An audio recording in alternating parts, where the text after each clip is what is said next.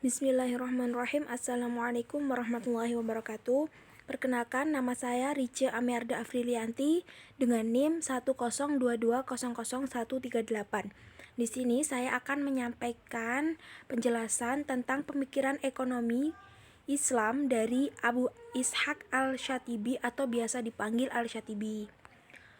Langsung saja masuki materi yang pertama, yaitu riwayat hidup Abu Ishaq Al-Syatibi, di mana Al-Syatibi yang bernama lengkap Abu Ishaq bin Musa bin Muhammad Al-Lahmi Al-Gharnati Al-Syatibi merupakan salah seorang cendekiawan muslim yang belum banyak diketahui latar belakang kehidupannya.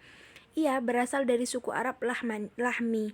Nah, Abu Ishaq Al-Syatibi ini dibesarkan dan memperoleh seluruh pendidikannya di ibu kota kerajaan Nasr, Granada, Spanyol. Suasana ilmiah yang berkembang dengan baik di kota tersebut dan sangat menguntungkan bagi Al-Syatibi dalam menuntut ilmu serta mengembangkannya di kemudian hari.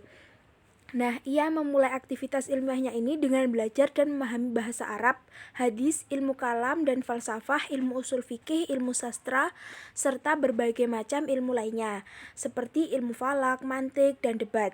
Nah, setelah memperoleh ilmu pengetahuan yang memadai, Al-Syatibi mengembangkan potensi keilmuannya dengan mengajarkan kepada generasi berikutnya seperti Abu Yahya bin Asim dan Abu Bakar Al-Qadi. Ia juga mewarisi karya-karya ilmiah. Nah, Al-Syatibi ini wafat pada tanggal 8 Sya'ban 790 Hijriah atau 1388 Masehi. Selanjutnya yaitu perkembangan hidup Al-Syatibi. Di sini saya mencantumkan yang pertama yaitu Al-Syatibi tumbuh dewasa di Granada dan sejarah intelektualitasnya terbentuk di kota yang menjadi ibu kota kerajaan Banu An-Nasr ini. Masa mudanya bertepatan dengan pemerintahan Sultan Muhammad V Al-Ghani-Billah yang merupakan masa keemasan bagi Granada.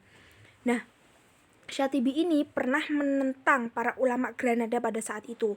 Ia mencoba meluruskan dan mengembalikan bid'ah ke sunnah serta membawa masyarakat dari kesesatan kepada kebenaran.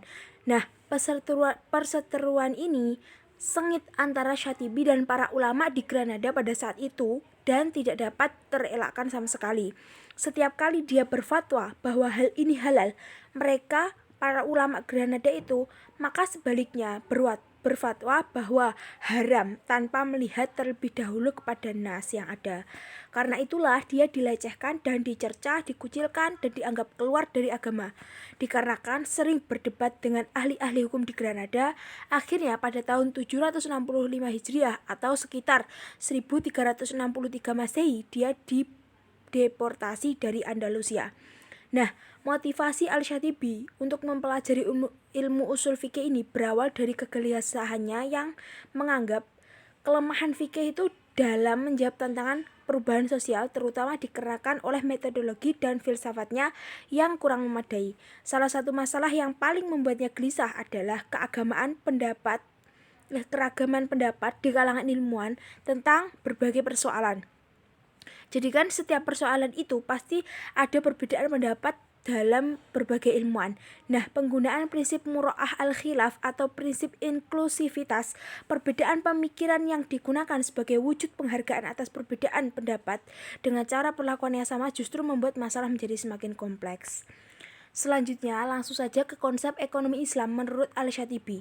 Al-Syatibi mempunyai pemikiran sendiri mengenai ekonomi Islam dan mempunyai konsep sendiri tentang ekonomi Islam tersebut.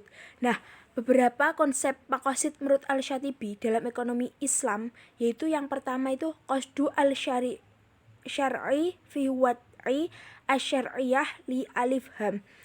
Yang maksudnya di sini adalah ada dua poin penting yang dikemukakan oleh Syatibi, yaitu yang pertama untuk memahami hukum dan tujuan-tujuannya. Seseorang itu harus memahami bahasa Arab karena Al-Quran diturunkan dengan menggunakan bahasa Arab. Jadi untuk memahami suatu hukum ataupun tujuan dari hukum tersebut, maka seseorang itu harus bisa memahami bahasa Arab terlebih dahulu, dikarenakan Al-Quran sendiri diturunkan dengan menggunakan bahasa Arab. Itu yang menjadi alasan Asy-Syatibi. Yang kedua yaitu orang Arab lebih bisa memahami maslahat ketimbang orang non-Arab.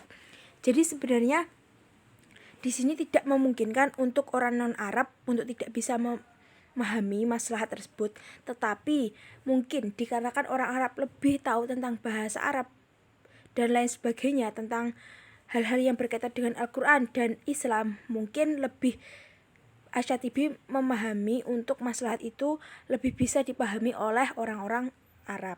Nah, yang kedua itu ada qasdu al-mukallaf atau tujuan mukallaf, di mana pada bagian ini terdapat 12 masalah, namun hanya beberapa masalah saja yang dibahas.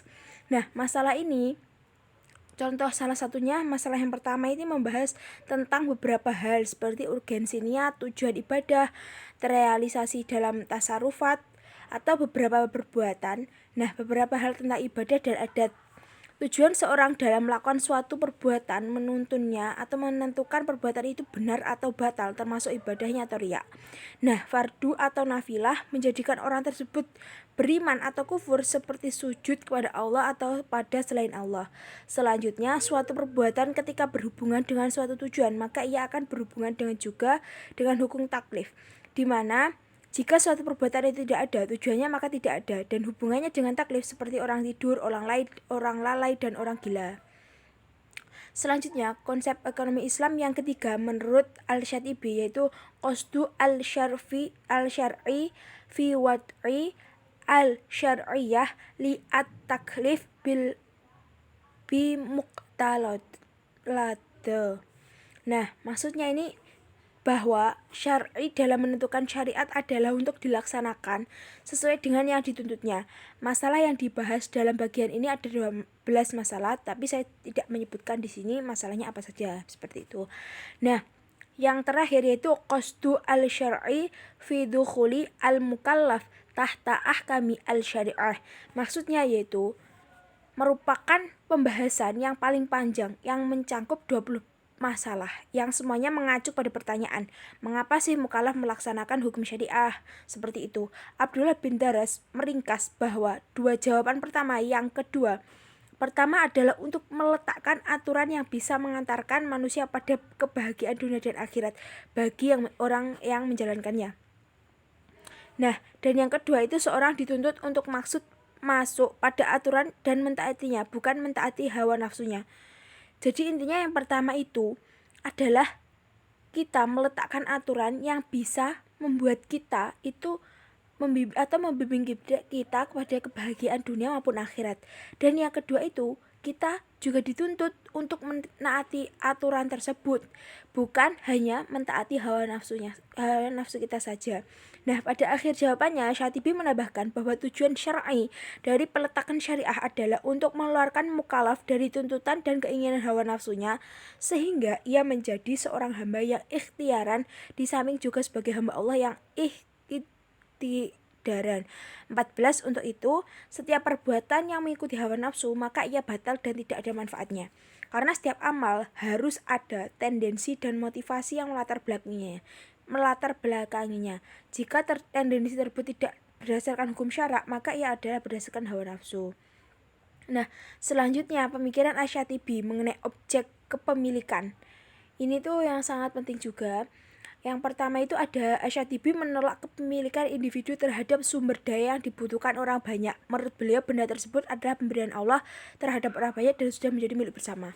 Nah, ini maksudnya itu, jadi Asyatibi ini menolak hal-hal atau barang ataupun sumber daya yang sumber daya itu dibutuhkan oleh orang banyak, dan itu tuh tidak boleh dimiliki secara individu. Maksudnya seperti itu. Contohnya air dari sumber seperti itu tidak boleh dimiliki oleh seorang individu saja atau satu orang saja, tetapi itu bisa menjadi kepemilikan bersama seperti itu, dikarenakan hal itu dibutuhkan orang banyak dan itu adalah murni pemberian dari Allah Subhanahu wa taala terhadap orang banyak dan sudah menjadi milik bersama. Jadi tidak bisa dimiliki satu orang saja. Nah, untuk yang kedua yaitu Asyatibi mengakui hak milik individu, tetapi tidak untuk memiliki suatu benda yang ditunjukkan Allah untuk semua makhluk. Misalnya air, baik yang ada di laut maupun yang ada di sungai. Tidak boleh ada seorang individu pun mengklaim air sebagai hak milik pribadi. Hal ini tidak termasuk air yang merupakan bagian dari sebidang tanah yang menjadi milik seseorang. Nah, maksudnya yang kedua ini hampir sama seperti penjelasan yang pertama. Bedanya yang kedua ini, Asyatibi itu membolehkan sesuatu barang atau sumber daya tersebut dimiliki oleh seseorang, di mana Jika seperti sebidang tanah itu ada airnya, terus itu tuh buat seumpamanya kita menanam padi atau apa seperti itu, maka kita boleh mengklaim kalau apa yang ada di sebidang tanah itu milik kita. Tetapi seperti kalau air yang di laut, terus air sebagai sumber, terus di sungai, seperti itu tidak boleh diklaim sebagai milik kita pribadi, seperti itu. Nah, untuk pemikiran Al-Syatibi mengenai perpajakan itu ada beberapa. Yang pertama yaitu pemikiran Al-Syatibi berikut adalah tentang pajak. Menurut beliau, pemerintah boleh memungut pajak baru yang tidak ada dalam nas kepada masyarakat untuk kepentingan kemaslahatan, karena pemeliharaan kepentingan umum adalah tanggung jawab bersama. Salah satu contohnya pada masa itu adalah pajak yang dikumpulkan dari masyarakat untuk pembangunan dinding di sekitar Granada sebagai benteng pertahanan. Maksudnya di sini adalah jadi pemerintah itu boleh memungut atau meminta pajak kepada masyarakat untuk kepentingan bersama. Maksudnya seperti itu. Jadi kalau seumpamanya pemerintah ingin memungut pajak kita seumpamanya untuk membangun jalan, untuk memperbaiki sarana dan prasarana yang ada di kota ataupun di desa, itu boleh saja seperti itu. Nah, yang kedua itu Ibnu Lub Mufti Granada pada saat itu menfatwakan bahwa pajak itu tidak sah karena tidak ada dalilnya dalam syariah. Dalam hal ini, Asy-Syatibi tidak sepakat dengan Ibnu Lub, di mana maslahah bagi beliau adalah sesuatu yang mutlak dan berkaitan erat dengan kehidupan manusia itu sendiri. Asy-Syatibi juga dikenal sebagai seorang yang pertama kali mengenalkan konsep maqasid al-syariah. Nah, di sini ada perbedaan pendapat sebenarnya di antara Ibnu Lub dan Asy-Syatibi, di mana Ibnu Lub ini berpendapat bahwa pajak ini tidak sah dikarenakan tidak ada dalilnya dalam syariah itu. Dalam syariah itu tidak ada dalilnya sama sekali tentang pajak ini. Tetapi Asy-Syatibi tidak. Asy-Syatibi ini menurut dia itu pajak itu sebagai maslahah bagi beliau. Jika ada suatu kemaslahan yang ditimbulkan dari adanya pajak tersebut, maka diperbolehkan saja pajak itu ada. Seperti itu. Nah, yang ketiga itu konsep maqasid al-syariah dalam artian hemat erat hubungan dengan konsep motivasi. Motivasi selalu menjadi jawaban atas mengapa seorang berperilaku, dan jika dikaitkan dengan konsep maqasid syariah, bahwa dalam Islam motivasi seorang muslim dalam melakukan aktivitas ekonomi adalah untuk memenuhi kebutuhannya, yaitu untuk memperoleh kemaslahatan dunia akhirat. Selanjutnya yang keempat itu pemikiran Al-Syatibi mengenai perpajakan, yaitu dalam aktivitas produksi. Misalnya, dari perspektif syariah, seorang muslim terlibat dalam aktivitas produksi dan kegiatan-kegiatan ekonomi secara umum adalah sebagai upaya untuk menjaga kemaslahatan. Semua kegiatan ekonomi yang mengandung masalah bagi manusia dalam Islam disebut dengan kebutuhan atau needs dan suatu yang harus dipenuhi. Jadi, semua kegiatan ekonomi yang mengandung masalah atau kemaslahatan bagi seluruh umat manusia dalam Islam itu disebut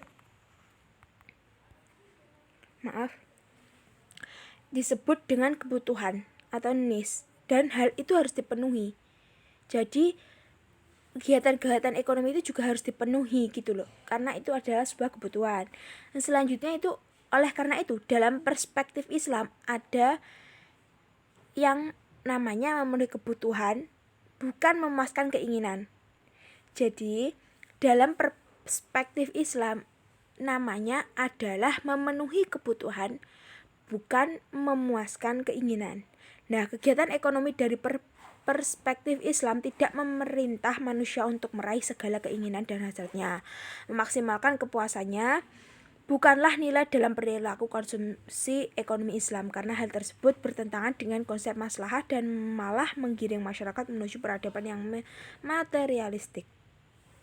Jadi intinya di sini adalah kegiatan ekonomi itu dari pandangan Islam sendiri itu tidak memerintahkan manusia untuk meraih segala hal atau apa yang ingin diinginkan itu melalui hasratnya, bukan, tetapi memaksimalkan kepuasan, bukan nilai dalam perilaku konsumsi ekonomi Islam.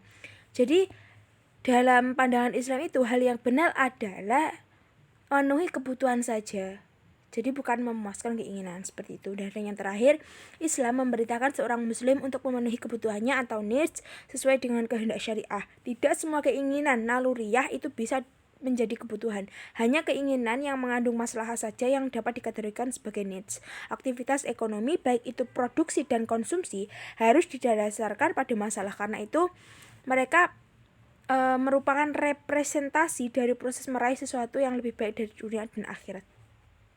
Maksudnya di sini yaitu tidak semua keinginan atau kebutuhan itu menjadi sebuah kebutuhan.